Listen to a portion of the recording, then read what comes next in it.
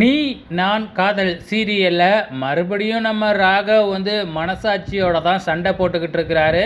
மனசாட்சி எவ்வளவோ எடுத்து சொல்லுது, ஆனால் ராகவ் கேட்குறதா இல்லை.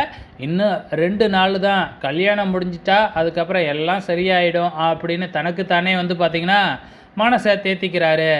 எல்லாருமே பார்த்திங்கன்னா ஃபங்க்ஷனுக்கு போகிறதுக்காக ரெடி ஆகிக்கிட்டு இருக்கிறாங்க.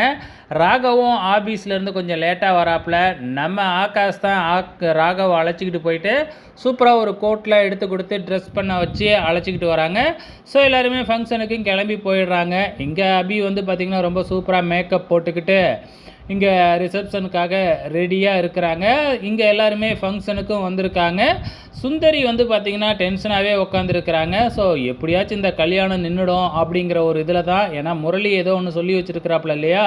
ஸோ என்ன நடக்க போகுது அப்படிங்கிறது தெரியல. ஒரு பக்கம் விக்னேஷ் பார்த்திங்கன்னா சும்மா சூப்பராக கோட் ஷூட்லாம் போட்டு ஸ்டேஜில் மடமேடையில் உக்காடுறாப்புல.